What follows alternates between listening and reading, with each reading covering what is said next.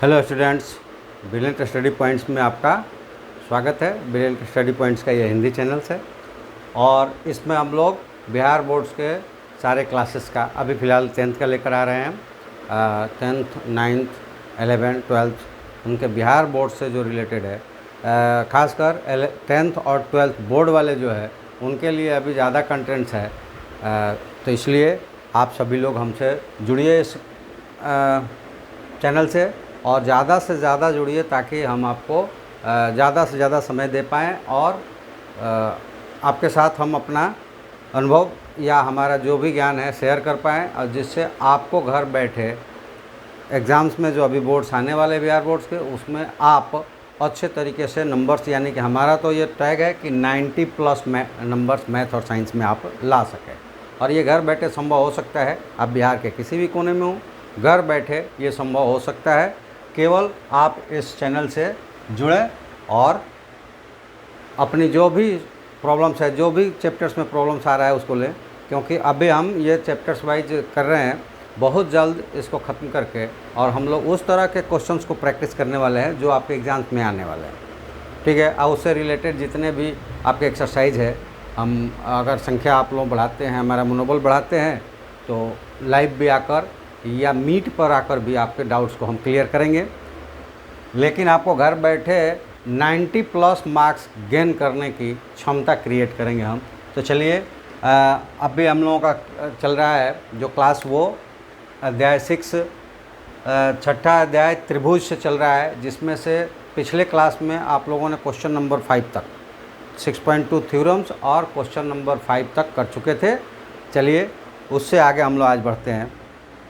आज का क्वेश्चन हम लोगों का है छठा नंबर क्वेश्चन। क्वेश्चन में कह रहा है कि क्रमशः OP, OQ, OR पर स्थित बिंदु ABC इस प्रकार है कि AB पैरेलल कौन है? PQ। AB पैरेलल PQ है। AC पैरेलल PR है। तो AC पैरेलल कौन है? PR है। तो दर्शाइए कि BC पैरेलल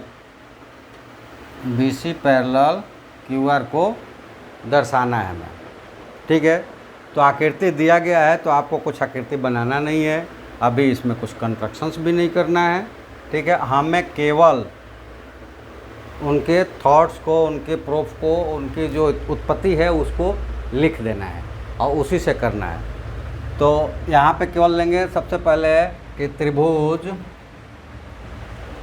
POQ में, त्रिभुज POQ में क्या है? AB पैरेलल PQ है। तो थेल्स थ्योरम के प्रयोग से, थेल्स प्रमेय के अनुसार क्या हो जाएगा? AB पैरेलल PQ है तो OA by PA is equal to OB by BQ हो जाएगा। इक्वेशन फर्स्ट ले लो। उसके बाद हम लिखेंगे इसी प्रकार त्रिभुज, अब ले लेते हैं POR में, उसमें दिया हुआ है कि AC पैरेलल PR। तो यहाँ क्या मिल जाएगा? चूँकि इसी प्रकार लिख दिया, मतलब थेल्स प्रमेय के अनुसार क्या मिल जाएगा? तो वो मिलेगा OA by AP is equal to OC by OCR। Equation number 2। तो अब यहाँ हम ले लेंगे कि समीकरण 1 और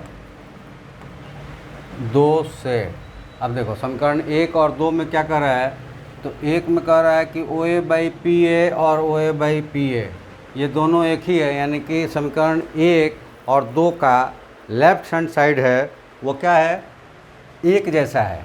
तो यहाँ से हमें मिल जाएगा कि राइट हैंड साइड भी एक तरह हो जाएगा, तो ये मिल जाएगा OB/BQ is equal to OC/CR। अब ये कहाँ पे है, तो ये देखिए OB/BQ और OC/CR, ये BQOR ट्रायंगल है, तो उसमें ये रेशियो दिया हुआ है, दो भुजाओं का रेशियो बराबर यानी कि अनुपात बराबर दिया है। तो थेल्स प्रमेय के विलोम के अनुसार क्या हो जाएगा कि अगर किसी त्रिभुज में दो भुजाओं का अनुपात समान दिया हो, तो उन दो जिन बिंदुओं से दिया हो उन बिंदुओं को मिलाने वाली जो रेखा होगी वो तीसरी भुजा के समांतर होगी। ये थेल्स प्रमेय का विलोम्स है, तो यहाँ लिख लेंगे, लेकिन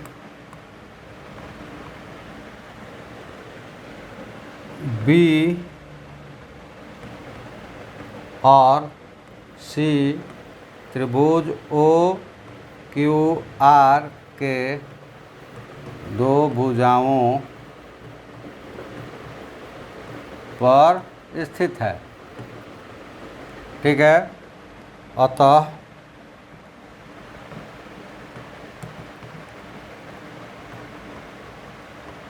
थेल्स प्रमेय के विलोम के अनुसार हो जाएगा कि अब इन दो भुजाओं को दो बिंदुओं को मिलाने वाली रेखा तीसरी भुजा, तो तीसरी भुजा दो भुजाओं यहाँ पे लिख दो, भुजाओं OQ और OR पर स्थित है। तो OQ और OR दो भुजाएं हो गया, उस पर स्थित जो लाइंस है जो बिंदु है वो क्या कर रहा है, उन दोनों भुजाओं को समान अनुपात में विभाजित कर रहा है। तो उन बिंदुओं से होकर जाने वाली रेखा तीसरी भुजा यानी QR के समांतर होगी। तो ये क्या हो जाएगा, BC पैरेलल QR, और यहीं हमें प्रूव करना था, ये प्रूव करना था, तो प्रूव्ड हो गया, यहाँ पे लिख सकते हैं। ठीक है, तो जहाँ सारे चीज़ दिए गए हैं, मैंने जैसे कहा कि प्रूव करने में हमें तीन चीज़ों की ज़रूरत पड़ती है, और वो होता है कि क्या दिया हुआ है, क्या प्रूव करना है, और क्या कंस्ट्रक्शंस उसमें करनी है, उत्पत्ति हमें क्या देना है। लेकिन जब फिगर देकर ऐसा पूछेगा तो हमें गिवन और उससे मतलब नहीं, डायरेक्ट हम उत्पत्ति देकर और बना सकते हैं। चलिए नेक्स्ट क्वेश्चन नंबर 7 कहता है कि प्रमेय नंबर 6.1, यानी कि ये प्रमेय है कौन सा, थेल्स प्रमेय, मूलभूत आधारभूत क्या कहेंगे, समानुपातिक प्रमेय, यानी थेल्स प्रमेय का प्रयोग करते हुए सिद्ध कीजिए कि एक त्रिभुज की एक भुजा की मध्य बिंदु से होकर दूसरी भुजा के समांतर खींची गई रेखा तीसरी भुजा को समद्विभाजित करती है। हालांकि यहाँ पे थेल्स प्रमेय का उपयोग करना है, जबकि हमें पिछले क्लासेस में यानी कि 9th में हम इसको हम लोग मध्य बिंदु प्रमेय का विलोम इसको कहते थे। और मध्य बिंदु प्रमेय क्या है, दोनों पर मध्य बिंदु दिया रहता है। तो चलिए इसको करते हैं, पहले एक फिगर बनाते हैं, क्योंकि यहाँ फिगर नहीं दिया हुआ है। हमने मान लिया कि ये A, B और C क्या है, ट्रायंगल्स है, और इसमें एक लाइन है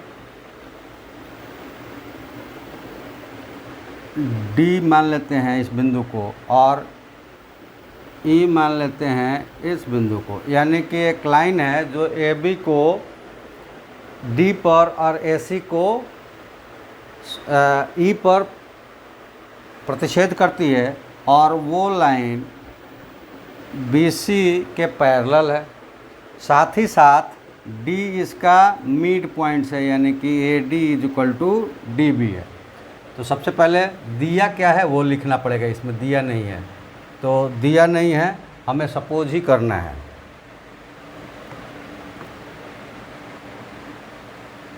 तो हम यहाँ लिखेंगे माना कि त्रिभुज ABC में D बिंदु AB भुजा के का मध्य बिंदु है।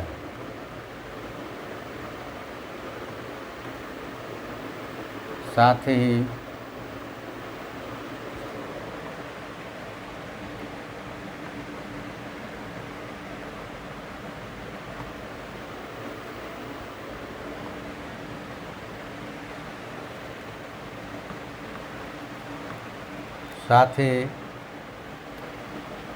D से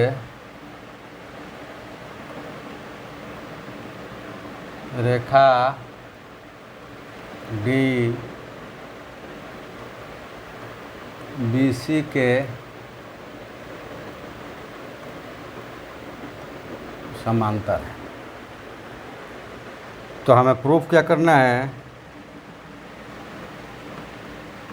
तो साबित करना है कि EAC का मध्य बिंदु है, अर्थात AE is equal to EC। ये प्रूफ करना है, ठीक है। अब ले लेते हैं थेल्स प्रमेय के अनुसार। यहाँ पर ले लेंगे कि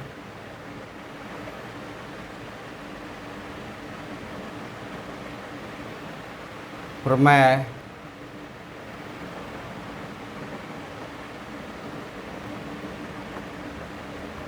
प्रमेय 6.1 क्या है, ये थेल्स प्रमेय है। थेल्स प्रमेय के अनुसार त्रिभुज, यहाँ डायरेक्ट लिख देंगे, उसके बाद इसको ऑप्शंस में लिख सकते हैं। तो ये लिख देंगे कि AD by BD is equal to AE by EC। ये क्यों, तो DE पैरेलल BC त्रिभुज ABC में, ठीक है। जब ऐसा हो गया तो यहाँ एक और चीज़ दिया हुआ है, लेकिन AD बाई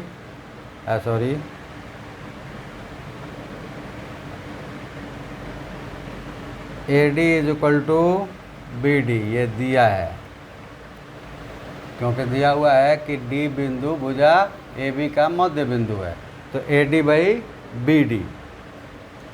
देयरफॉर अगर इसमें रख देते हैं तो ये कट जाएगा, तो ये 1 हो जाएगा और ये हो जाएगा AE बाई EC, और यहाँ से मिल जाएगा AE is equal to EC। ये आ गया AE इक्वल टू EC, अर्थात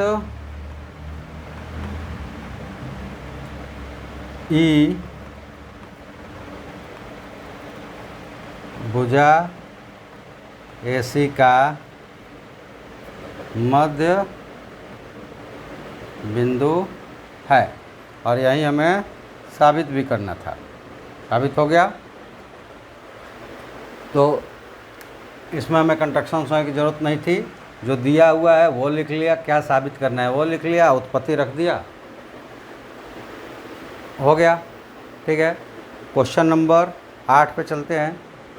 क्वेश्चन नंबर 8 क्या कहता है, तो क्वेश्चन नंबर 8 कहता है कि प्रमेय 6.2 का प्रयोग करते हुए सिद्ध कीजिए कि एक त्रिभुज की किन्हीं दो भुजाओं के मध्य बिंदुओं को मिलाने वाली रेखा तीसरी भुजा के समांतर होती है। और प्रमेय नंबर 6.2 क्या है, तो वो थेल्स प्रमेय का विलोम है। ठीक है, और उसका स्टेटमेंट क्या है कि अगर कोई रेखा किसी त्रिभुज के दो भुजाओं को समान अनुपात में विभाजित करती है तो वो तीसरी भुजा के समांतर होगी। चलिए इसमें भी एक फिगर वहीं ले लेते हैं। तो ये फिगर्स हो गया, ये ट्रायंगल हो गए ए बी और सी, और एक यहाँ पे लाइंस हो गए जो कि ए सी और ए बी और ए सी को डी और ई पर इस प्रकार विभाजित करती है कि A D by B D equal to, ये कैसे मिलेगा, तो ये दिया हुआ है कि D is the mid points, तो इनका भी रेशियो 1, और E is the mid point, तो इनका भी रेशियो 1, इसलिए बराबर हो जाएंगे। तो पहले जो दिया है वो लिखिए। तो हमें दिया तो है नहीं, तो मानेंगे कि माना कि बिंदु डी और ई त्रिभुज ए बी सी में भुजा ए बी तथा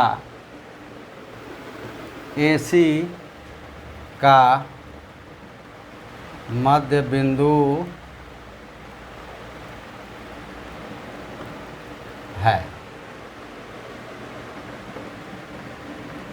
तो साबित करना है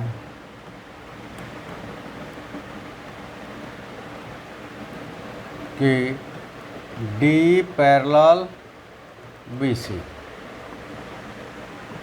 ठीक है, अब ले लेते हैं कि उत्पत्ति में कि यहाँ उत्पत्ति क्या देंगे,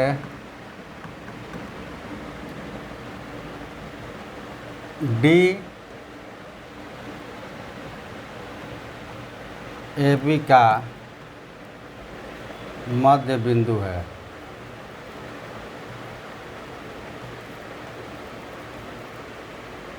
इसलिए ए डी बराबर डी बी। ठीक है, तो इससे ये मिल जाएगा कि A D by B D is equal to 1, equation 1।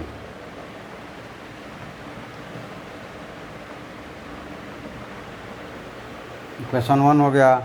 अब दूसरे पे आते हैं, तथा ई ए सी का मध्य बिंदु है।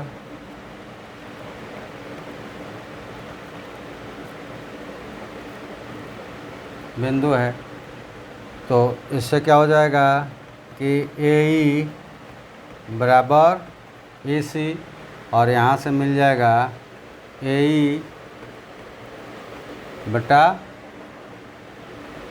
बी ए सी, दोनों बराबर है, तो ये भी 1 हो जाएगा। दूसरा, तो समीकरण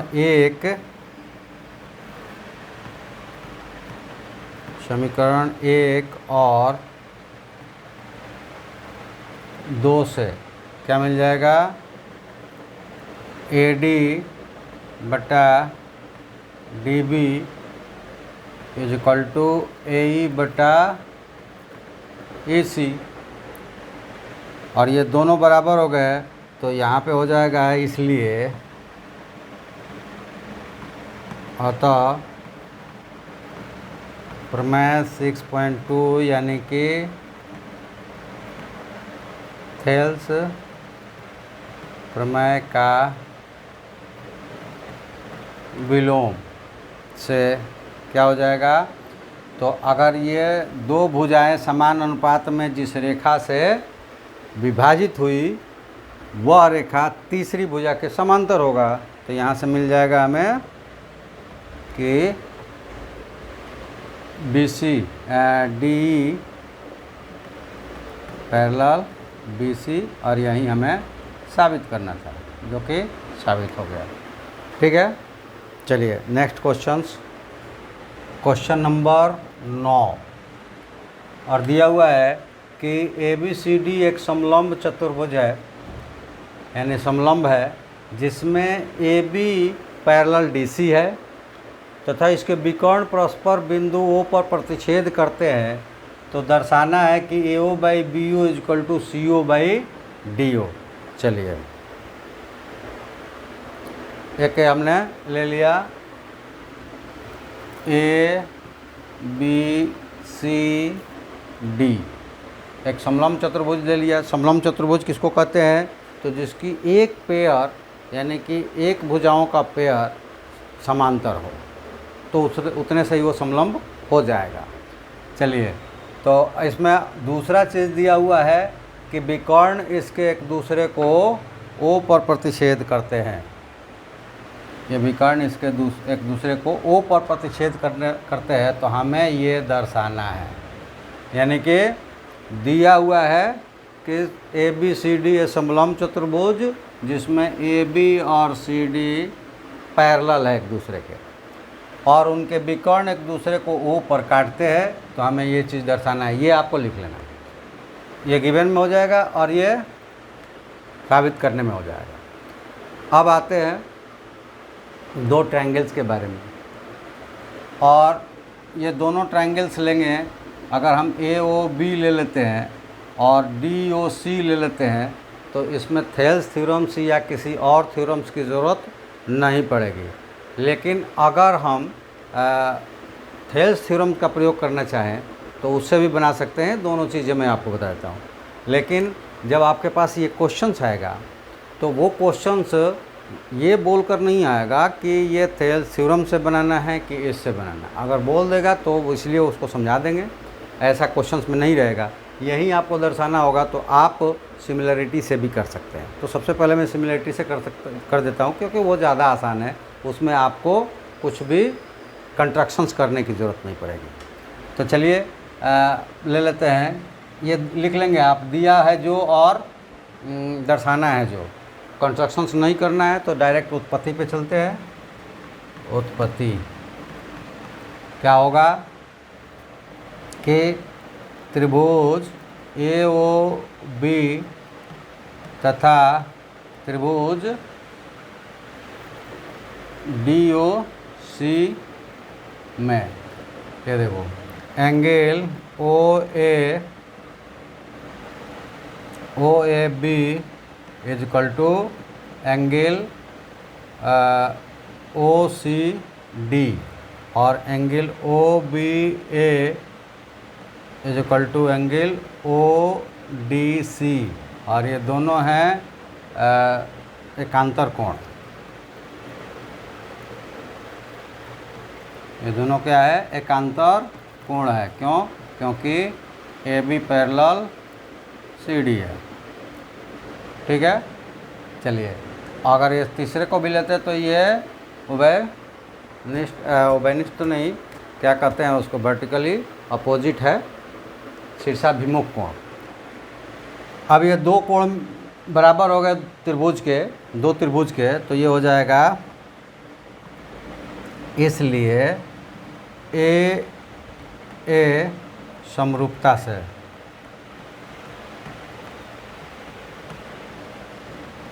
त्रिभुज ओ ए बी सिमिलर होगा त्रिभुज ओ, और लिखते वक्त देख लेना ये एंगल इस एंगल्स के बराबर था और ये एंगल्स इस एंगल के बराबर था, वो वाले ओ से बराबर था। तो पहले इसमें ओ लिखा है तो उसमें भी पहले ओ लिखाएगा, लेकिन उसके बाद ए, तो ए के पास वाला सी से बराबर हुआ है, तो यहाँ सी हो जाएगा और ये डी हो जाएगा। ठीक है। अब इसमें ले लेंगे, तो अब लेते हैं ओ ए, इस इधर का ये दो, तो इधर का भी ये दो लेंगे, ओ सी। ठीक है। और इधर के आखिरी और पहला, तो इधर का भी आखिरी और पहला, तो ओ बी बटा ओ डी।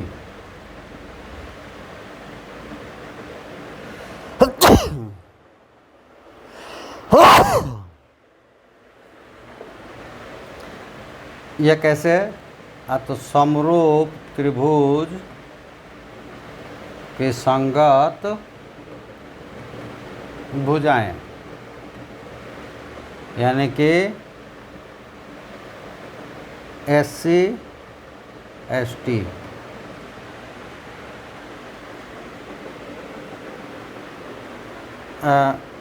सिमिलर्स क्या कहते हैं उसको, corresponding parts of the similar triangle। तो CPST लिख सकते हैं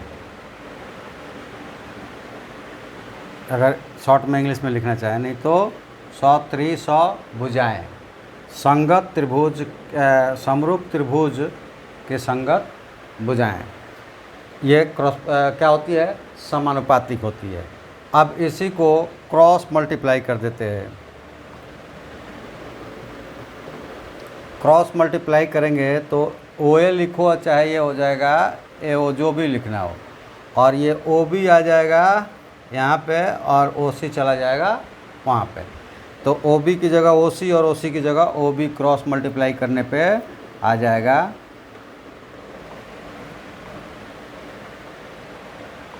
BO। और मैं इसलिए बदल दिया कि यहाँ पे प्रूफ जो करना है वो इसी तरह से दिया हुआ है, इसलिए हम भी उसी तरह से लिख देते हैं, इज इक्वल टू CO/DO, और यही हमें प्रूव करना था। अब आपको समझा देते हैं कि अगर लिखा कि 6.1 प्रमेय, तो ये एग्ज़ाम में नहीं लिखेगा 6.1 प्रमेय, ये ज़रूर लिखा हुआ है NCERT में, लेकिन एग्ज़ाम में जब आएगा तो वो बोलेगा थेल्स प्रमेय का प्रयोग करते हुए। तो उसके लिए क्या करते हैं, तो उसके लिए आप O से होते हुआ एक लाइन खींचते हैं जो कि इन दोनों के पैरेलल हो जाएगा। किसी एक के पैरेलल मानेंगे तो वो दोनों के पैरेलल ऑटोमेटिकली हो जाएगा। तो अब ये देखिए, इसमें ट्रायंगल लेंगे ये वाला ADB, तो ये पैरेलल हो जाएगा इसके, तो वो मिलेगा कि यहाँ जो भी लेंगे, तो मान लो कि कोई नाम ले लेते हैं EF, तो इसके पैरेलल तो AD/OA is equal to DO/DB ये आएगा।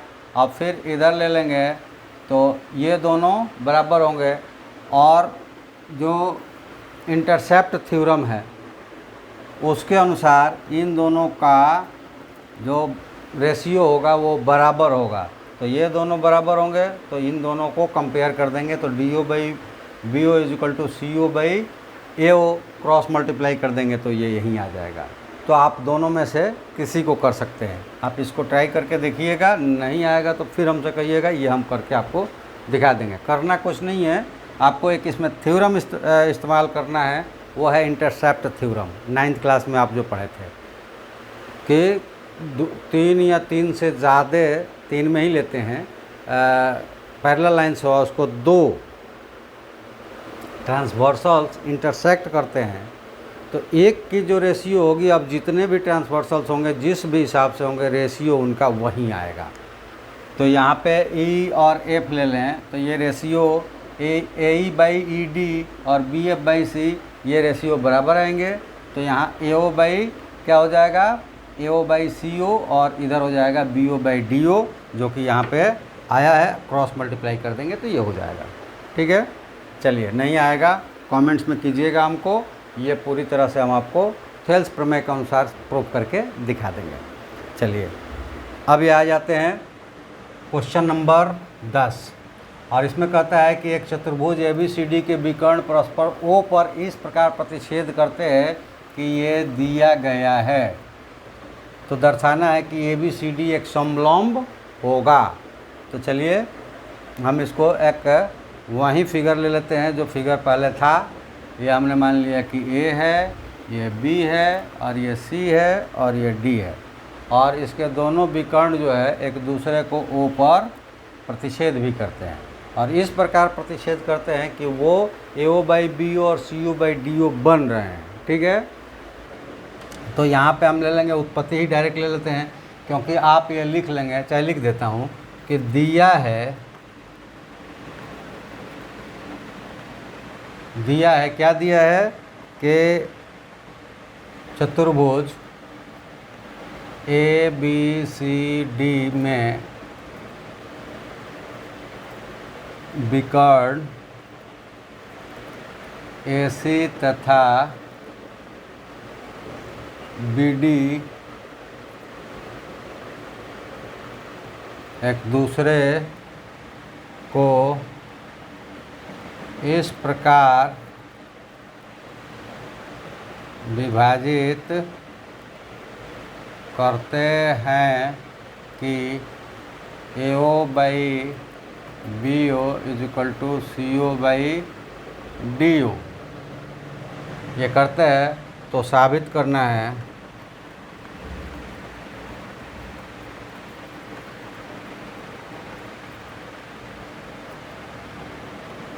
चतुर्भुज ABCD एक समलंब है।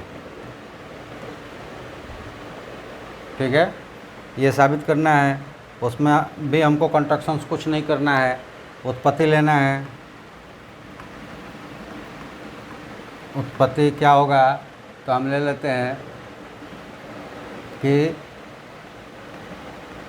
AO by BO is equal to CO by DO। ये क्या है, दिया है। और दूसरा उत्पत्ति ले लेंगे कि देखो ये एंगल हमें पता है कि बराबर है, क्यों, क्योंकि शीर्षाभिमुख कोण बराबर होते हैं। तो ये हो जाएगा कोण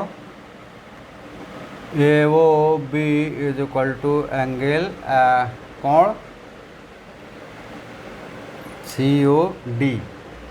तो पहले इसको अरेंज करना पड़ेगा। इसलिए अरेंज करना पड़ेगा कि जब हम सिमिलर ट्रायंगल्स में लिखते हैं ना, तो जो साइड से पहले त्रिभुज का ऊपर लिखना शुरू करते हैं तो वो सारे उसके साइड पहले त्रिभुज के ऊपर आएंगे और दूसरे त्रिभुज के नीचे आएंगे। लेकिन यहाँ दोनों एक ही त्रिभुज के एक तरफ है, तो इसको लिख देंगे कि पहले इसी को लिख देते हैं। ये दिया है तो इसको हम लिख सकते हैं that gives AO by CO is equal to BO by DO। ये इक्वेशन फर्स्ट कर दिया। और साथ ही तथा angle AOB is equal to angle COD। ये कैसे है, तो शीर्षाभिमुख कोण, शीर्षाभिमुख कोण आपस में बराबर होता है। ये इक्वेशन 2 हो गया। तो इससे आपको ये मिला कि यहाँ दो साइड्स है, AO और दूसरे वाले का CO, फिर पहले वाले का BO और दूसरे वाले का DO। ये एक ही अनुपात में यानी समानुपातिक हो रहे हैं। तो दो साइड्स है जो समानुपातिक हो रहा है, और उन्हीं दो साइड्स के बीच बना हुआ कोण है जो बराबर हो रहा है। तो यहाँ लिख देंगे कि अतः SAS समरूपता से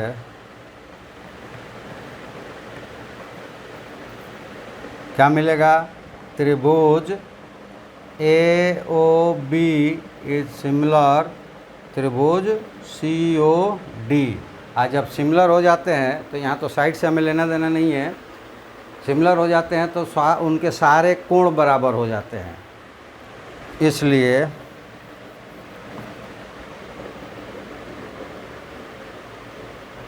इसलिए कोण OAC बराबर कोण OCA तथा कोण OBA इज इक्वल टू कोण ODC। और ये देखिए कहाँ पे है, ये यहाँ पे है। और ये दोनों कैसे हो जाएंगे, तो इसको लिख देंगे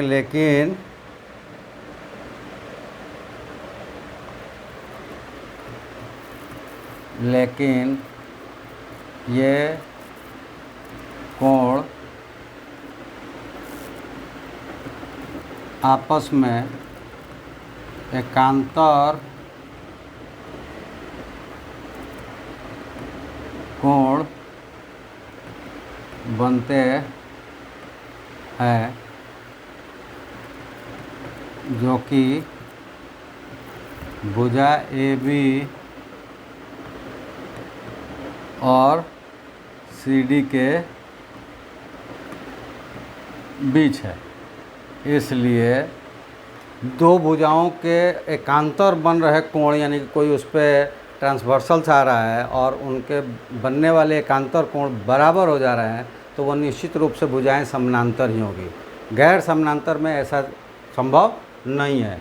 इसलिए AB पैरेलल CD और यहीं प्रूफ करना था, तो ये प्रूफ्ड हो गया। तो गैस ये 6.2 का आखिरी क्वेश्चन था। तो आज 6.2 ख़त्म हो गया। तो नेचुरली इसके बाद हम लोग अगले एक्सरसाइज पे जाएंगे और या अगले चैप्टर्स पे जाएंगे। एक्सरसाइज ख़त्म हो जाएंगे तो चैप्टर्स पे जाएंगे। अगर इसमें और एक्सरसाइज है तो उस पर चलेंगे। यानी कि ये चलता रहेगा। अब बहुत जल्द ये समाप्त करके हम लोग, चूँकि एग्ज़ाम तो आपका फरवरी में ही होने वाला, तो जनवरी तक हमको सारा काम कर लेना है। सारे क्वेश्चन भी सारे बुक्स यानी कि साइंस और मैथ का कंप्लीट बुक्स भी करवा लेना है, सारे एक्सरसाइज करवा लेना है और उसके बाद हम लोगों को प्रैक्टिस भी करना है। तो बस आप जुड़िए, अपने दोस्तों के साथ दोस्तों को भी जोड़िए ताकि हमारा मनोबल बढ़े, अपनी संख्या बढ़ाइए। हम आपकी डेवलप जो एजुकेशनल स्किल है उसको परफेक्ट करने की अपना पूरा प्रयास करेंगे और जितना हमारा मनोबल बढ़ाइएगा उतना ज़्यादा हम कंटेंट्स और उतना ज़्यादा समय लेकर आपके सामने आएंगे। तो चलिए आज हम आप लोगों से यहीं विदा लेते हैं और ये बताते हुए कि आप जल्दी से जल्दी जुड़ें क्योंकि समय और बहुत कम बचा हुआ है। सितंबर गुजरने को है, अक्टूबर, नवंबर, दिसंबर, जनवरी 4 महीने। इसमें हम लोगों को साइंस मैथ के सारे एक्सरसाइज भी कर लेना है और उसको रिवाइज भी करना है एग्ज़ाम्स के सैम्पल पेपर्स के साथ। तो चलिए आज हम लोग यहीं पे रुकते हैं। आप सबका धन्यवाद करते हुए हम विदा लेते हैं। जय हिंद, जय भारत।